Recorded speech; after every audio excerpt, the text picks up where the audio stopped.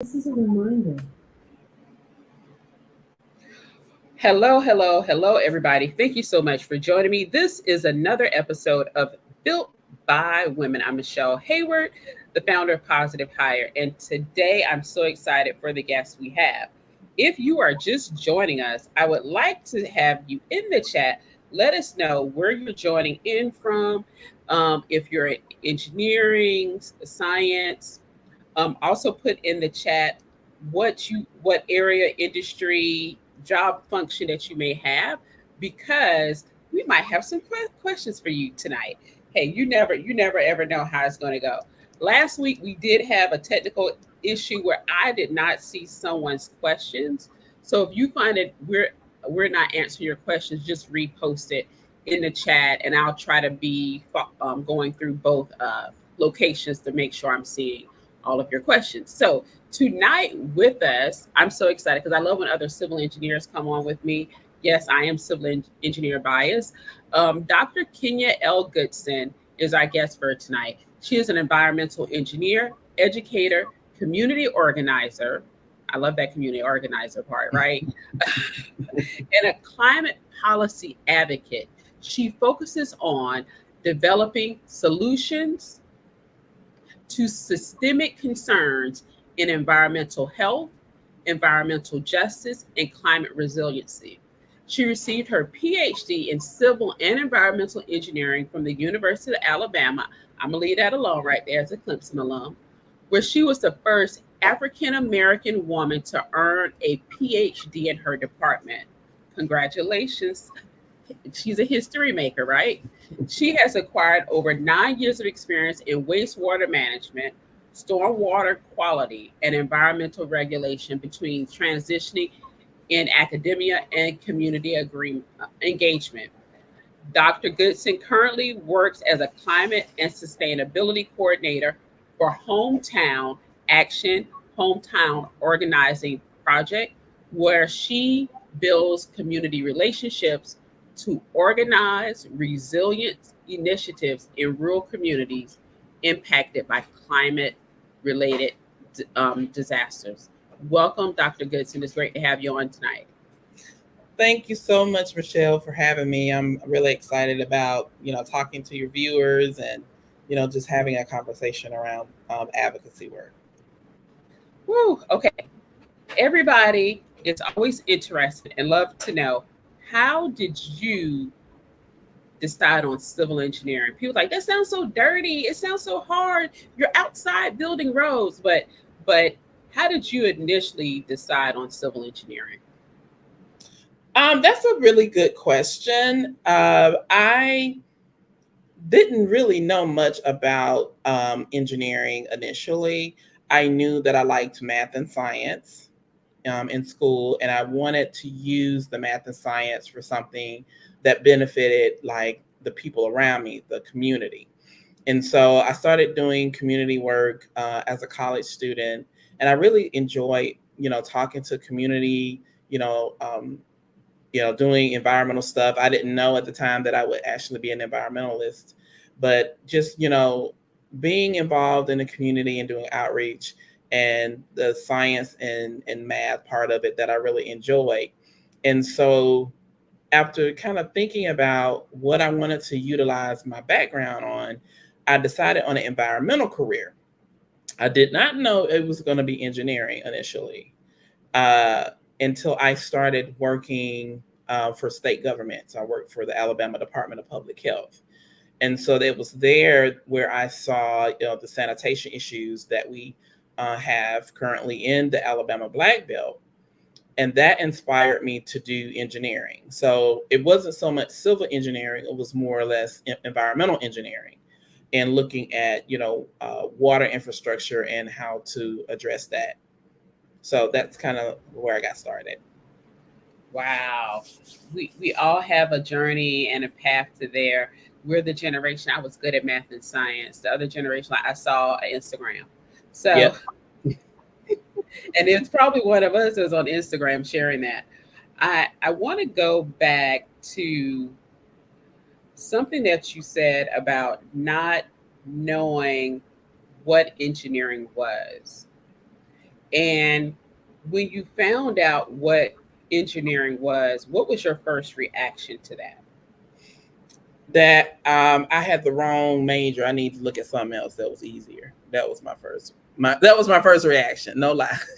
I was like, and initially I always knew that I wanted to get a PhD. I didn't know what I wanted to get it in, but I was not imagining engineering. That was not on my radar. So, when I was looking at programs, to get into the sanitation, because that's what I was, initially wanting to do, I was going to get a master's degree in engineering. And even that was daunting for me because when you think of engineering, you have all these very complicated, concepts that you're looking at and figuring things out. And it is hard. Okay. So, it was a very, what's the word I want to use? Understandable anxiety, right? Because, engineering is not an easy topic, and it's something that you have to work at. But I think I was intimidated with it initially, but I hung in there, and just kept doing what I needed to do. Somebody convinced me to do a PhD.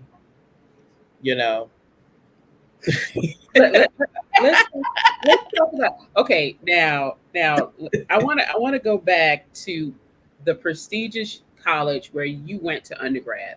So Mhm. how did you decide on that college, and how did it set you up to, or was it a setup for the setup to get the PhD? So let's go back to undergrad and where you went for undergrad. Oh yeah, sure. And I was set up. Let me just say that I was set up. Look, I don't regret anything that I have done. It has been a great experience. So I'm halfway teasing. So, but I started at Stillman College. I liked chemistry. It was my favorite subject, and so that's what I majored in. So I wasn't an engineering major at Stillman. So that was not on my radar initially. But I was a chem major at Stillman. Loved it. Loved science. Loved every aspect of it. But I was, having some struggles with really determining how I wanted to use my degree. And so, once I graduated, that was when I had sort of like a reflective moment. In the South, they call it a come to Jesus meeting, about like, what are you going to do with your life? So I was kind of at a crossroads. And I decided, I wanted to do the environmental. I still didn't know it was engineering. Even though Stillman had dual engineering programs, it was not on my radar. And just as a sidebar, it's really helpful, to have people who can kind of guide you into, opportunities to, help you to move along in your education and in your career. And that was not something that I was party to.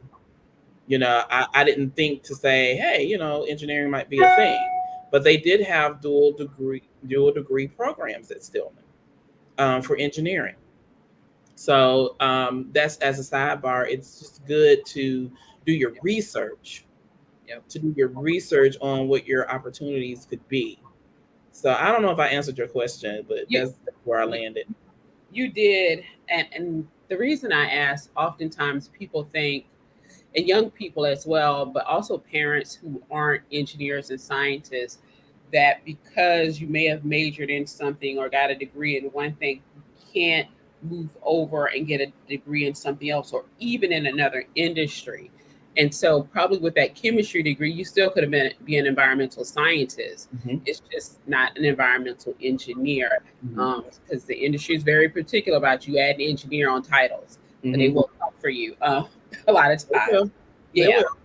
and it's different too as far as being able to be licensed as an engineer too Mhm, without a degree in engineering. So you have the chemistry degree, mhm, and you're senior year, or you've already graduated. mhm. What are you doing? Like, are you applying for jobs, trying to figure out what you're going to, or are you looking at grad school? And like, the world is all the way open at this point. What are you doing? Well, first off, I thought, well, maybe I could go into, like pharmacy or something like that. That was before I really determined, like, where I was going to land. And so I tried to look in areas in pharmacy that didn't work. I didn't like that. And I just kind of looked at grad programs. I looked at different environmental programs. And so I looked at programs like environmental toxicology. I looked at, environmental chemistry. I looked at environmental engineering. So, I looked at different, kind of, subjects that were related to chemistry and environmental science to determine what I wanted to do. Um, I think when I went and got my master's after the fact. So I went and got my master's in environmental management, not really knowing what kind of job I was going to get. But interestingly enough, my master's degree helped me to get my job that I was working with at the health department. And that was where I really saw the sanitation issues. So that inspired me to do the environmental engineering. Now, you touched on some things I think is important, right? So you talk about, having an engineering degree and what that means, and being an environmental engineer and what that means. So I did not know any of this. I did not know that had to be, you had to be your EIT, and, you had to go through the process of getting your PE. Like I found out all of that as a graduate student. That's not supposed to Wow. happen like that. No, it's not. It's not supposed to happen like that. Now, they will let you take the EIT and the PE if you have a graduate degree. I went to the NCCS, I think it's NCCS Okay, yeah. website, and they will, as long as you attend a ABET accredited institution, whether it's a bachelor's, master's, or PhD, Yeah. they will allow you to take the test. So I could actually practice if I really wanted to. Um, but I think the advocacy and the social justice part of what I was seeing when I was out in the community steered me in a different direction. And so here I am, with all of this interdisciplinary experience, which I think is going to be helpful because a lot of engineers don't engage with projects that are community based. You don't really hear of that.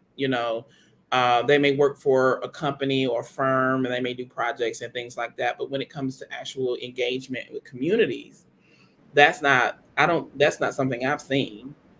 And I've been in the advocacy space for a while, and I think that's going to be important Yeah. to have engineers that have that social, background to be I able to I think there are very specific roles in government.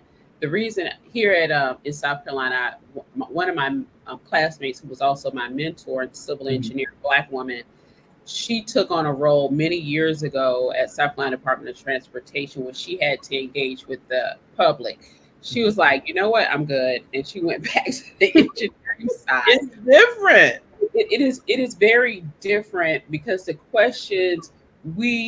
answers we give out are not necessarily the in a language that the public can understand. Mhm. And even though I was on the corporate side building transmission lines and substations, I would have to engage with the property owner who was a farm or ranch owner. Family, the land may have been in the family for 5 generations, and they pull up on you. It's nothing you can do, it's their property, right? Mhm. And so oftentimes we were engaging with the property owners because we were local. I was on site on people's private property doing. And I can absolutely tell you, they do no training for you in how to engage with the public, with private property owners. And that's a huge gap, especially around infrastructure work, whether it's pre work, during the work, or post work. Who they do train, or I'm assuming they train, are more like land agents Mhm. because they go in and they negotiate agreements with property owners. But the rest of us, oh, you can forget it. We get nothing. So, and the engineers, I think, in that aspect, is one of our weakest skill sets, being able to engage with the public. So, it's very very few public facing roles. Mm-hmm. Well, the positions that you take. I mean, you're working in a company, and you're working a project with people, and that's kind of like how you do it. So it's hard. You have to make a concerted effort to do outreach to communities. Absolutely. Yeah. It really, really does. Yes, you do. So there you are at master's degree, right? Got that first job, Hmm. understanding sanitation and the issues there. Hmm. And you're like, okay, how does the PhD come into play right now? Because you working, you making money, you have 2 degrees. Like, what's up with the PhD? Um, I wanted to do more than just have a job. I think I came to that realization. Like, a lot of these people get jobs like engineers, and they work a 9 to 5, and there's nothing wrong with that. Please, like, we all have to look at our core values, the things that matter to us. And I think based on my experiences growing up, I knew that I wanted people to have a better quality of life. Yeah. And that, being, low income, being people of color, we tend to get the short end of the stick in a lot of cases, especially when it comes to environmental concerns. So, based on just my experiences growing up, and just seeing the things that I saw, it really touched me. And I wanted to do more than just say that I had a 9 to 5 job. Like, I really wanted to make a difference in some way. I didn't have the full scope of what that would look like, but that has been my career journey since I was at the health department, and that was in 2001. So that's been 22 years ago. Mm. So, everything that I have done since then has been going in that direction of, engaging the community and assisting the community with their needs. I didn't get into practicing engineering. That's another story for another, one of your sessions. We won't get into that. But I'll say that denial led me to where I am, and I don't have any regrets as far as where I am at this moment, because it really informs my work. And I think in the future, if I wanted to, practice, I have such a myriad of experiences that, that I think would help to, do that community engagement side, and to um, learn how to build relationships with people, and to help people with what their needs are, understanding those needs and being able to meet those needs. So, Absolutely. I love that. mhm. I So here we are, PhD. You know you want to do more than engineering or just using your degree. You want to make impact. How do Mhm. you end up rural water? Like, what is it about that drew your attention and your education and expertise to that particular issue or niche? Or maybe it wasn't an issue. I don't know. I'm making assumptions for you. So, what drew you to that particular niche in the industry? I think it just landed in my lap, to be honest. I just think it just one of those things that just kind of just said, you need to pay attention to this. So, um I have learned over the years to have such an appreciation for water. And I want to say that the first time that I really saw the Black Warrior River, so that's the watershed where I am in Tuscaloosa. And I remember doing a job at the health department. So this was like 20 something years ago. And I had to go to Northport. So that's like a town that's close to Tuscaloosa, is like going north. And just seeing how beautiful that river was. Seeing how beautiful that river was. It was crystal clear. You know, no sediments in there. It was really, really beautiful. And the job that I had was to make sure that we don't pollute that water source. That was one of the things they trained us on. They said, you need to have your, you know, septic system or whatever, X amount of the distance away from any type of water source. So moving forward to my PhD experience was when I started doing my research on wastewater and stormwater. And that was something that I had, yes, don't pollute that water source. Exactly. So when I was doing my PhD research, I was looking at the impacts of stormwater on wastewater. And that was something that I had never even thought of, heard of, or had any experience with or thought about. I didn't think about, oh, there's stormwater when it rains. And what happens to that water when it falls down to the ground? So I think that piqued the curiosity. I think, any PhD, if you're not questioning things and being curious about things, I mean, you might as well just drop out, because that's a driving force to your research, because you're asking yourself questions. And so it was so interesting to me to see that during rain events, it impacted the wastewater treatment plant. It's not supposed to, but it does. Stormwater, we are not a combined sewer. Stormwater is not supposed to get in there, but sometimes it gets in there. And what are the implications for that? So that was something that really piqued my interest.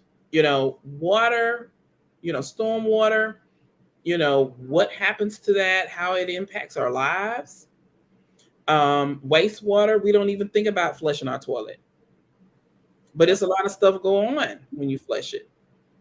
And you can't, and then, in the research, it's talking about like flushing pharmaceuticals down the toilet, or when you ingest pharmaceuticals, how they don't totally metabolize in your body, and some of them go out of your body into wastewater. That was so interesting to me. I said, you mean to tell me I'm taking my pills? They are not absorbing all in my body. They're going into that system. Yep. That was interesting to me. I remember when people like, oh, stop flushing your medication. Yeah. And we were like, why? It goes to the wastewater drink. I'm like, huh? It's like, yeah, do not do that. And we was like, throw them in the trash or whatever, pressure, but do not put it in the water. And I'm like you, like, I'm so surprised. Like, that's not how that works. What you mean it works like this? Yeah. And so I just talking to some other people in the water industry like you, where they're just talking about the aging population that work at water facilities, wastewater facility technicians, even that they don't have people to replace them. And so we're talking about the issues with when we are fully staffed, to what are we going to do when we lose the population that's currently working in those roles. And can we also talk about the age of infrastructure of sewer systems? Yes, that's another talk. That's another session that you need that you could do. Need to have a whole water conference. Yeah, they have a few of those around. We should do one, seriously. So I'm gonna put you in. No, I didn't. Yeah, if not, I'll introduce you to Nicole Brown. Okay. So yeah, you got to talk to Nicole. Nicole all up and down the water industry talking about this. So, but also they take it from the aspect of, I think a lot of times the metro, because that's where you have a high density of people. Wherein our viewpoint is, what does it look like rural? Because you're talking miles of water lines that people are like, oh, well, it's not a lot of traffic. They'll last for so much long.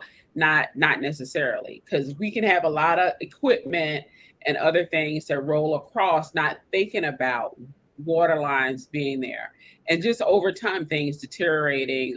And so it's a lot of other things that people assume rural areas will outlast because we don't necessarily have traffic, but there are other environmental concerns out here as well. And I say out here because I live in rural South Carolina.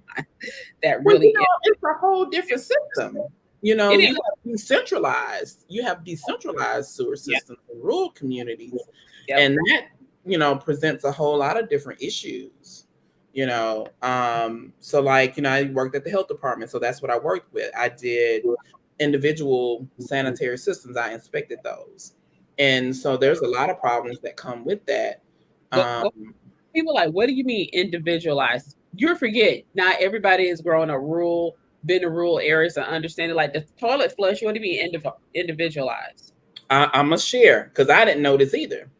I thought everybody was hooked up to the sewer line that went to the sewer system, like that big, area where all of your sewage water and stuff goes. Where when you're further out from the municipalities, you have what they call on-site septic tank systems in rural communities. And so that's where they bring the septic tank to your house and they connect all of your plumbing and everything to this like concrete box. And it works like a sewer system. It's like a little mini one, right? So, you have your what is called effluent. That's just the water that comes out of your plumbing. And it goes into this concrete box. The solids are supposed to go to the bottom, and the liquid is supposed to come out and supposedly be treated by the microbes in the soils. So, so that's what happens with a septic system. And so, in rural communities, that's what people use. And if they can't afford to do it, guess what they do? They get a PVC pipe and hook it to the plumbing and let all the stuff that come out the plumbing go out in the ground.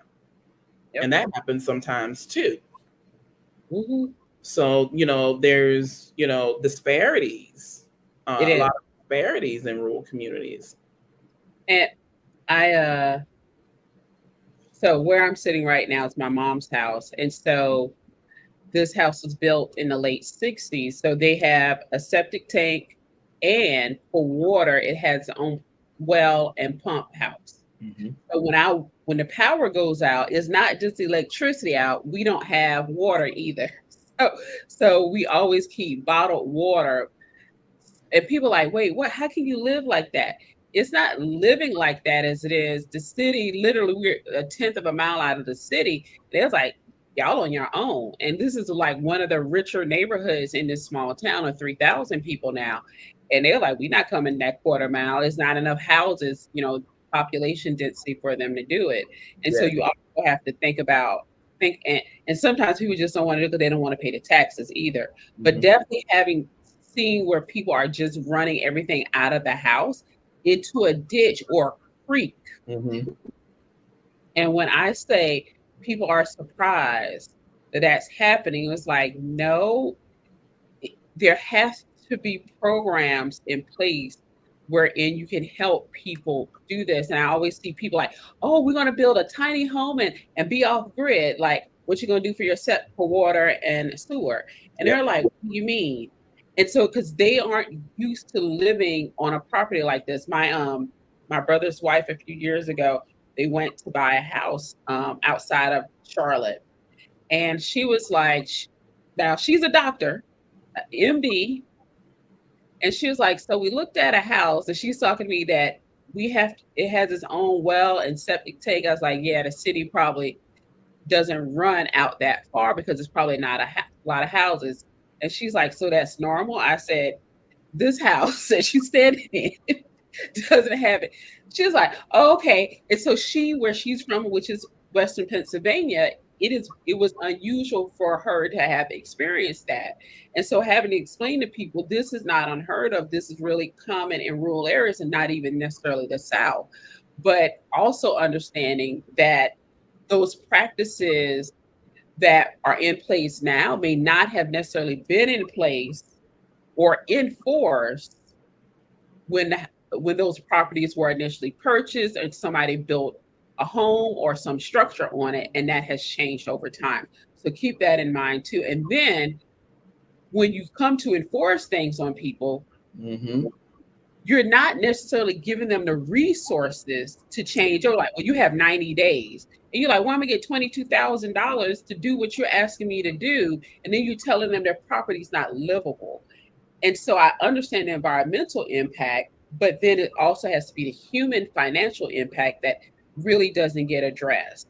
And that really has to help people close that gap because no, most people can't come up with those thousands of dollars to have somebody come in and bring in equipment and buy all of the materials to do the installation. So I'm gonna stop there because I've heard it happen. If you have kids, they will take your kids because you do not have proper water and sewer set Yeah. up. Yeah. And you're like, but I feed, I clean them. What are you saying? It's like it's environment, but they are not giving them the tools they really need to provide that to be You compliant. you you have listed my frustration that I had with the health department. Like it wasn't a lot Yeah. that they felt that they could do to assist people, but I do think that there needs to be innovation and more creativity and thinking about how to assist people. And that goes back to the engagement with the community and feeling the need to engage with the community. A lot of us were not trained to do that. And if you're an engineer, they don't train you to have the interpersonal skills with not only just people, but Oh, all different types of individuals. So, having conversations with the rural resident will be probably different than talking to someone in a more urban environment. yeah, So, if you don't have that mindset and thought process around how do I engage with people, and then think about their needs based on just having conversations, um, you're not going to have that kind of thought process, to help people in that way. absolutely. It's well, and then living like this and having had a home that was in the suburb where I had access, but I couldn't own the mining rights below my house. That's a whole other That's another show too. that's Pennsylvania for.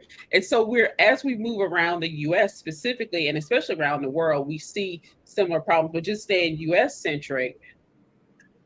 I would, I think part of the problem, so the health department felt as though there was limit, I won't say their hands were tied, they had limited ability to make those changes. But what I really think in the government sense is how do we work together? Mhm. So it should have been elected politicians that come in, as well as sometimes our tax auditors and other people. Like, can we look at our taxes? Where do we have the ability to do a half a cent or 1% tax increase in some area to then say, hey, we will hire the contractor to do the work based on this tax. You, as the landowner, have to pay us an additional $10 a month over 10 years in order to pay it back. And then it's not a huge, sometimes huge upset for those families that they can now be compliant, is at a reasonable rate, and it's tied to the property. Like if you sell the property or whatever, it's going to always be there. But also to like increasing property value doesn't always go well because that means my taxes are going up. But it does set a precedent on how you're able sometimes through taxes. And people are like, I don't want my taxes to go up. You don't want to be poisoned. And Mhm. sometimes it really will take some taxes or something else. If you're bringing in a large corporation, like, oh, and they can come here tax free. The hell they can. They got to pay a half a cent tax for everybody who Mhm. does not have water and sewer from the city, and you're assessing it that way. And I think there are solutions, but it has to be in a holistic way that government agencies, whether it's local to that city, that state, or federal, to come in and really build out programs and partnerships that work for that particular tax base. I'm in one of the poorest counties in the state of South Carolina. I would not see taxes anymore. I think we're at the hilt for the income levels that we have here, which are really low. And so we're probably looking at the state level for getting support from like a Boeing and other large companies that are down in Charleston or up in the upstate, like a BMW and a Michelin and Fluor, to help cover those costs. And I think it really needs to be structured differently in how we help overall the impact, those environmental impacts impact all citizens of the state and visitors. And so it should be coming through in some way like that to support the local homeowners and property owners to make them want. Yeah, you said a couple of things that kind of jumped out at me. You talked about elected officials. And that's an important point because, you know, elected officials want to stay in their jobs. They don't want to get fired, right? And so in order for them to stay with their jobs, they have to have people to vote for them. So when it comes to issues like taxes and things like that, you know, sometimes it can be a challenge. But if you have, you know, people who are educated, and I don't mean like formally educated, I'm not talking about like going to school, but, you know, aware. I'll use that word better because I don't want it to be like elitist, because that's not what I'm trying to say. When people are informed about the fact that they have a, you know, opportunity to engage with their elected officials, and that, you know, having groups. So this is what it means to be a community organizer, is to bring people together to organize around a particular thing that, you know, they want to see in their area. So for example, if they want to have better sanitation, you know, it's better to engage with a elected official or a leader or some type of stakeholder with 50 people or 100 people as opposed to just 2 or 3.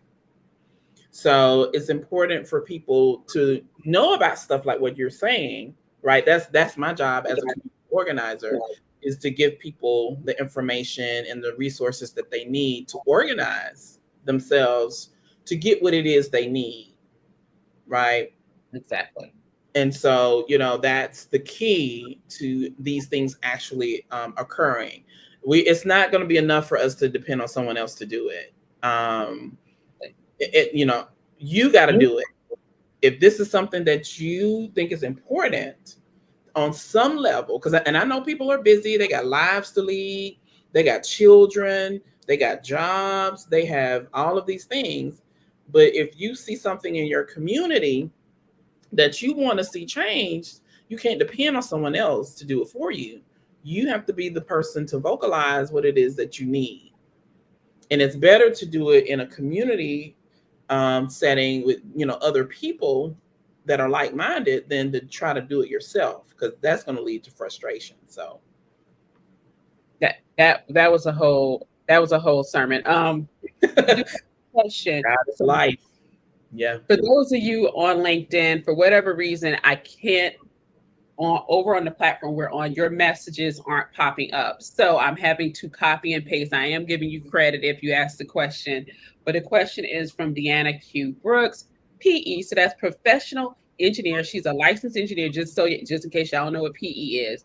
And our question is, how has the infrastructure bill affected your work/industry?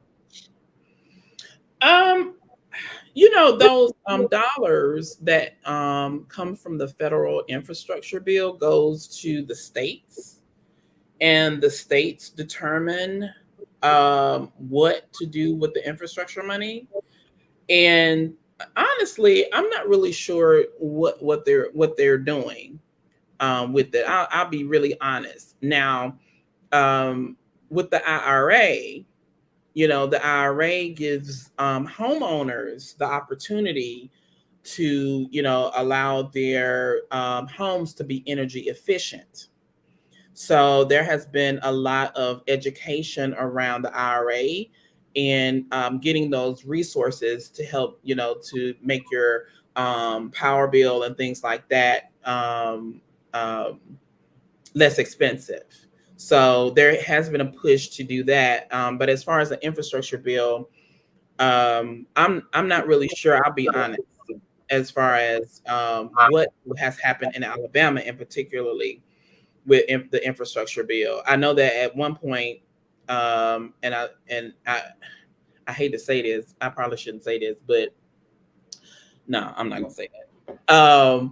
There has been government officials that have tried to allocate money for one thing, and they tried to use it for something else that had nothing to do with it. So I'm gonna just leave it like that.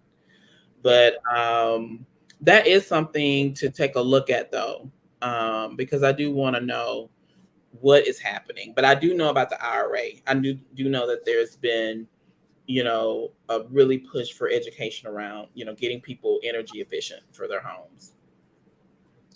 Just broadly speaking about the infrastructure law bill, there are quite a few aspects of it that people don't understand. And I had to explain this to a friend of mine who's also in construction. He's an engineer as well, electrical. And he was like, that infrastructure bill has childcare in it. And I don't understand that. I said, working mothers. And he was like, okay. I said, we are looking to be short 600,000 engineers and 2.3 million skilled laborers or skilled labor or employees in just 4 years, so 2027. The only way you're going to be able to backfill any number of those roles is you have to get more women, Black people, Indigenous people, and other people of color in those roles that have been pushed out of the industry. Mm-hmm. And if you do not bring in equity, meaning helping them cover the cost of childcare, which oftentimes will be 30% of more of somebody's income, they cannot afford to work. It costs too much. Mm-hmm. And so if you're thinking about how do you systemically support people and then in turn improve our infrastructure system, which American Society of Civil Engineers has rated a C-. Yeah. You have to have things. Yeah. And so the approach has been, who do we have in the United States that are citizens that are going to be available, are currently available to do the work? It's a lot of women.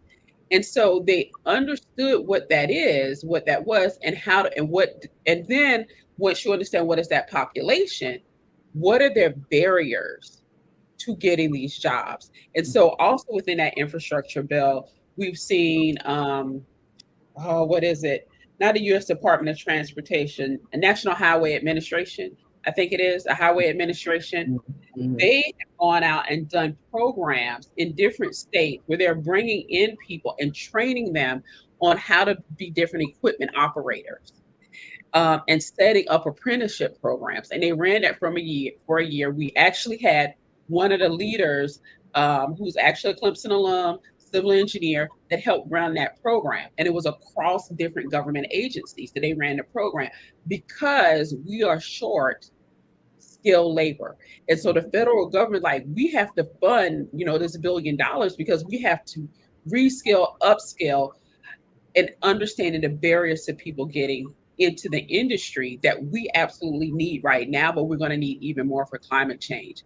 And I applaud what the administration has done and looking at it. I'm not saying it's perfect, but from doing nothing to actually getting people the aid and assistance they need to take these jobs, we're going to get some more tax money. I know that's right. But we actually have to have the people here, especially in rural areas. So I preach about this all the time because that's where we're focused here at Positive Hire with our software, with our services, is really on the engineering construction industry, and understanding living in the rural South, the impact for rural Southerners that are going to be predominantly Black that are going to be negatively impacted.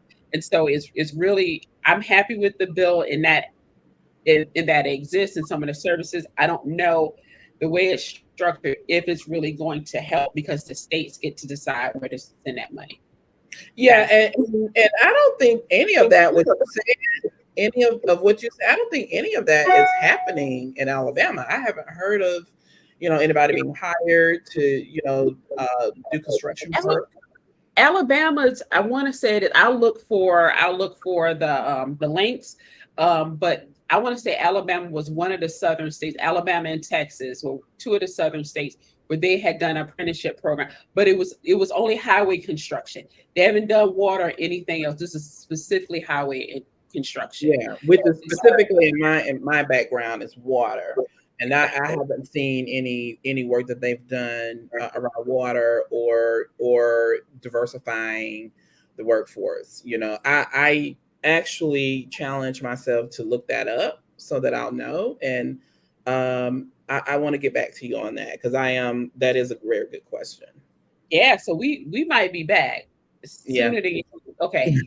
I'm gonna give it all of August. I'm gonna give you all of August. We booked for August, but I, we have been on here having this great conversation for 45 minutes. It's like it goes faster than we think. Yeah. So, what would you like, as we wrap up? What would you like to share with people who aren't familiar, understand water, wastewater, stormwater? What would you like to leave them with so they understand the importance of the work you do, and the importance of water? I just think that people need to be intentional about looking at what's happening around them. I did another talk and I said the same thing about environmental justice. Look and see what is happening in your environment that's impacting you. So one of the main things that has been coming up is how hot it's been outside. Okay. And that is related to water, because you're looking at water scarcity. Yep. And then you're also looking at, more and more tornadoes, tornadic weather that has been more severe and intense. And, depending on what state you're in, all of that is related to climate, and it's related to water. Our storm surges are more intense. That causes a lot of issues such as erosion, flooding, right? And so just see what's happening around you and ask yourself questions. That's the first thing. And then follow people that are doing this work. I consider myself an expert because I've been in the field a long time, but I follow other people that's doing this work, and I try to learn from them myself. And any other topic that I feel is important. So like policy is important. Social justice issues are important. Environmental justice issues are important. I look at Catherine Flowers' work that she's done in the South around sanitation. And there's several other, environmental leaders in Alabama, that are doing, advocacy work around the environment. And so, follow those people, look for the Black folks, if you Black, if you're, Latinx, look for Latinx, members that are doing this kind of work, and that's what I say. Follow me, I'm always posting stuff. So if you follow me on LinkedIn, you'll see that, I've started doing LinkedIn articles about some of the things that we're experiencing, and you'll see that from me. That's going to be something that I'm consistently will be doing. So you can follow me and ask me any question you want, because I love asking questions. And if I don't know, I'll tell you, and I'll look it up, and I'll get back to you. I love that. And yes, she will look it up and she will get back to you. I am dropping Dr. Goodson's LinkedIn profile link in the chat. So I do want to share that with everybody, but so you can connect with her on LinkedIn. This has been really good. We always have these conversations. It's bad. Well, no, we did good yesterday. We didn't go down the rabbit hole yesterday. But once her and I have these conversations, then I got to go look for articles and other organizations. Like we were really like in the green room before we went live today. And she was like, oh, let me look for the name of it. Now I'm writing down the name of organization committee at the UN that now I got to go study. But before we go, I do want to share there's a call for applications for the Regional Network Collaborative of Water Leadership. So for those of you that are, and it's through the Water Center at the University of Pennsylvania. So I'm going to drop that in the chat as well. If this is something you're interested, applications are due on the 15th of the month. And so depending on what year and what month you're listening to this, you may have missed it, but at least click on the link so you can mark it for next time. And this will allow you to engage with a whole other community of leaders in water, learn about water, learn about who's in the industry doing this work, because they are committed to this work. They're not new to this, they're true to this. And so it is because it is truly a human need and a human right to have access to clean water. That's the big statement that you made. Everybody should have access to clean water, no matter where you live, no matter what your demographic is. Social economic status, Exactly. So I want to say thank you, Dr. Goodson, for joining me today. This has been fantastic. Everybody, I will be back next week. I don't know. What am I talking about next week? Do I know what I'm talking about? I am talking everybody's like, wait. So I know. Hold on. I will share. So I shared that link. But next week, I'll be talking about the power of employee resource groups in the architecture, engineering, construction industry. So come join me for that. And then the week after that, I'll be talking about the glass cliff to bridge. And it's like glass cliff. So I'll tell you what the glass cliff phenomenon is. How do we change it so it's a bridge? And so we'll be crafting a roadmap to sustainable DEI in the engineering construction industry. So come join me again on the 23rd. And then we will have a guest, Jessica Bantam, who's an interior designer who does DEI in that industry, which ties in right with AEC, architecture, engineering, construction industry. She will be on with me at the end of the month. So come back, let's have fun, and stay tuned, everybody. Thank you, Dr. Goodson.